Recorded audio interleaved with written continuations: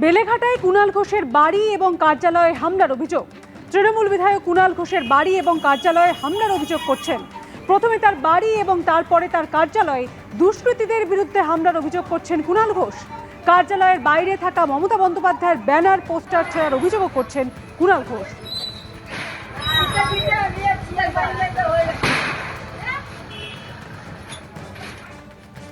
বেলেঘাটার তৃণমূল বিধায়ক কুণাল ঘোষের বাড়িতে এবং তার কার্যালয়ে সেখানে কিন্তু হামলার ঘটনা ঘটল বুধবার সন্ধ্যায়। যেটা জানা যাচ্ছে যে বুধবার সন্ধ্যে 8টার কিছু পর প্রথমে কুণাল ঘোষের যে গড়পাড়ের বাড়ি, সেই বাড়িতে বেশ কিছু মহিলা আসেন এবং তাদের সঙ্গে কয়েকজন পুরুষও ছিলেন, এবং তারপর সেখানে যখন কুণাল ঘোষকে তারা পান না তখন তারা চলে আসেন এই বিধায়কের যে কার্যালয় রয়েছে এই কার্যালয়, এই বিধায়কের কার্যালয় 28 নম্বর ওয়ার্ডে এবং বেলেঘাটা বিধানসভার এই একটিমাত্র কার্যালয় যেখানে কিন্তু কুণাল ঘোষ প্রায় নিত্যদিন বসেন, এবং সকাল থেকে তিনি কিন্তু একটি নির্দিষ্ট দিন নিয়ম করে একেবারে বসেন যাতে বিধায়কের যে কাজ মানুষ যাতে পেতে পারেন, বিভিন্ন শৈশব থেকে বিভিন্ন রকম সাক্ষাৎ থাকে, সেগুলো কিন্তু তিনি এই অফিসে বসেই করেন।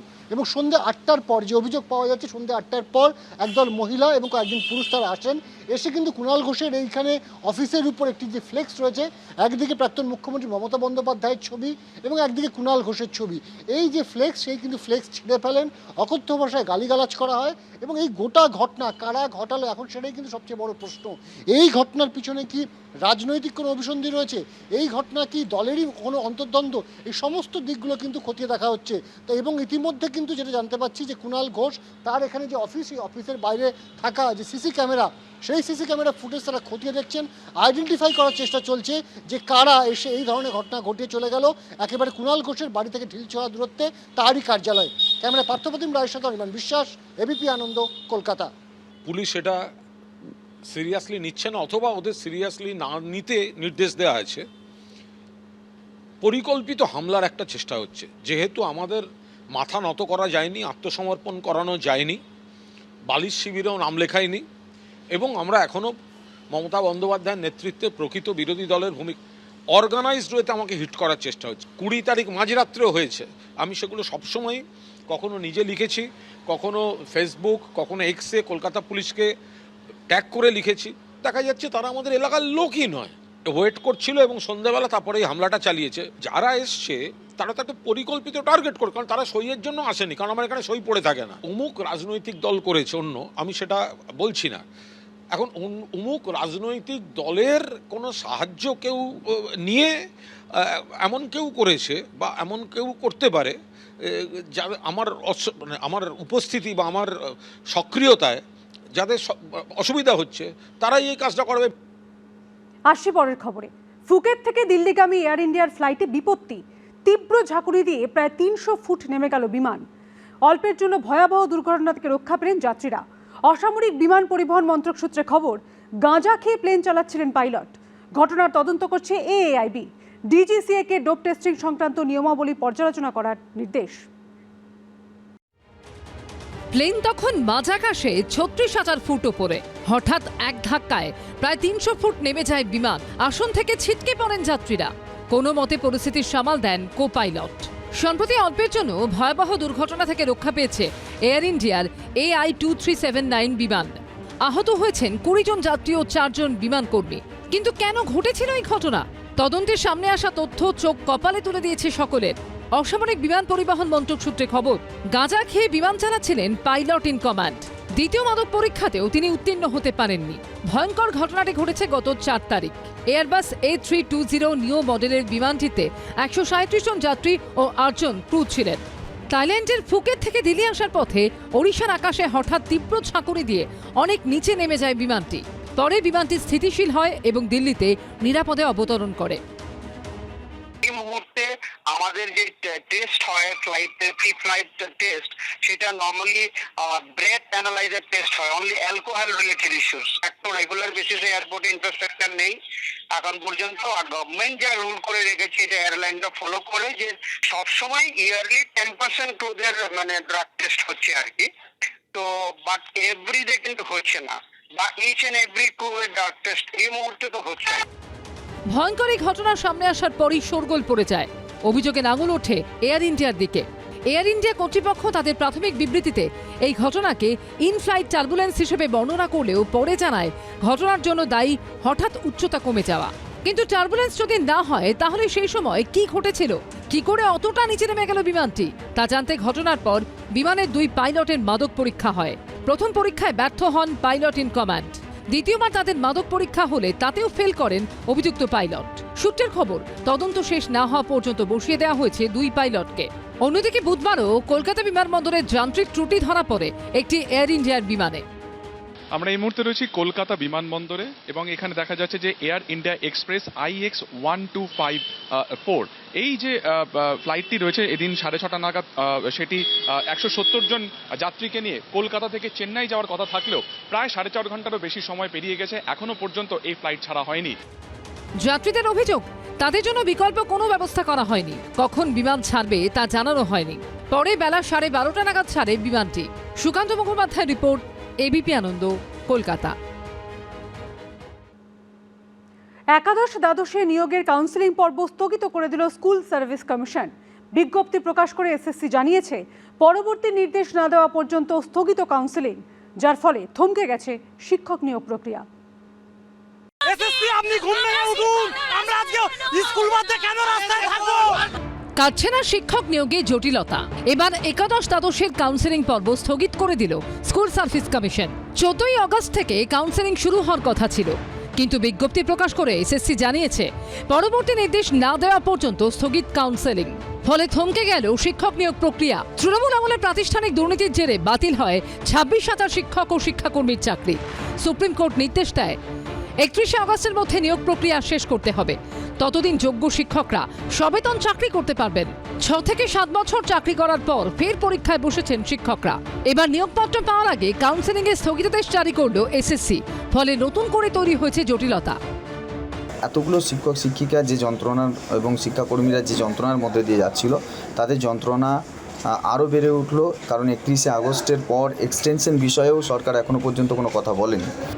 নতুন সংরক্ষণ বিধিতে কিভাবে নিয়োগ হবে এই নিয়ে আইনজ্ঞদের পরামর্শ নিচ্ছে SSC। সুপ্রিম কোর্টের কাছে আরও সময় চাওয়া হবে বলেও জানিয়েছে স্কুল সার্ভিস কমিশন। আমরা আমাদের অ্যাডভোকেটকে জানিয়েছি, অ্যাডভোকেট আবার কোর্টে মুভ করবেন। আপনারা সময় চাইবেন? এটা আমরা আমাদের যেহেতু রিসেন্ট চেঞ্জ হয়েছে, কিছু আমাদের প্রেয়ার ফর টাইম আমাদের থাকছে। বিগত তৃণমূল সরকারের জমানায় 2025 সালেই ফের SLSTর পরীক্ষা হয়। ইতিমধ্যে একাদশ দ্বাদশে নিয়োগের সুপারিশপত্র দেওয়া শুরু হয়েছে। ভেরিফিকেশন প্রক্রিয়ার নির্দেশ দিয়েও তা স্থগিত রাখার সিদ্ধান্ত নিয়েছে মধ্যশিক্ষা পর্ষদ। বুধবার বিকাশ ভবন অভিযান করেন এই চাকরি প্রার্থীরা। আমরা নিজেদের ডিগ্রি অর্জন করে কি ভুল করেছি? প্রত্যেকবার সরকার কেন আমাদের রাস্তায় বসাবে? প্রত্যেকবার সরকার চেঞ্জ হলে আমাদের রাস্তায় কেন বসতে হবে? শিক্ষকের জায়গা কি রাস্তা? আমরা স্কুলে যেতে চাই। আমরা স্কুলে কি বিক্ষোভ চলছে? আমি স্কুল সার্ভিস কমিশন বলে একটা কুম্ভকর্ণের ছবি, এবং এইভাবেই একজন চাকরি প্রার্থী তিনি শুয়ে রয়েছেন, তাকে বাকিরা ডাকছেন কিন্তু তিনি কোনো রেসপন্স করছেন না, সাড়া শব্দ দিচ্ছেন না। কেন SSC সাইলেন্ট রয়েছে, কেন তারা চুপ রয়েছে, এই প্রশ্নই কিন্তু চাকরি প্রার্থীরা তুলছেন। চাকরি নিয়ে টালবাহানায় চূড়ান্ত অনিশ্চয়তায় ভুগছেন এই চাকরি প্রার্থীরা। SSC আমাদেরকে অনন্তকাল ধরে বসিয়ে রেখেছেন, কোনো রকম কোনো নোটিফিকেশন নেই। হঠাৎ করে আমাদের হচ্ছে SSC টালবাহানার কারণে আমাদেরকে একটা কাউন্সেলিং প্রসেস এবং হচ্ছে ভেরিফিকেশন প্রসেস নোটিশ দিয়ে বন্ধ করে দেওয়া হয়েছে। এই যে স্টুডেন্টদের ভবিষ্যৎ নিয়েও খেলা হচ্ছে এবং তার সাথে আমরা ডিপ্রাইভড হচ্ছি, দুটো শ্রেণী ডিপ্রাইভড হচ্ছে। এটা কবে সমাধান হবে? এর দ্রুত জবাব চাই। SSC কবে সুপ্রিম কোর্টের দ্বারস্থ হবে? সর্বোচ্চ আদালত কি নির্দেশ দেবে? সেদিকেই সকলের নজর। কৃষ্ণেন্দু অধিকারী ও ময়ূর ঠাকুর চক্রবর্তী রিপোর্ট, ABP আনন্দ। পশ্চিমবঙ্গ বাংলা একাডেমি নিয়ে অভিযোগের তদন্ত করতে সেখানে গেলেন IPS অফিসার K জয়রামন। কথা বললেন দায়িত্বপ্রাপ্তদের সঙ্গে। সূত্রের খবর, প্রাক্তন তথ্য ও সংস্কৃতি মন্ত্রী ইন্দ্রনীল সেনের ঘরেও যান তিনি। দুর্নীতি, সিন্ডিকেট, তোলাবাজি, 15 বছরের তৃণমূল জমানায় এইসব অভিযোগ উঠেছে ঝুড়ি ঝুড়ি। পালাবদলের পর তা নিয়ে তদন্তের জন্য কমিশন তৈরি করেছে শুভেন্দু অধিকারীর সরকার।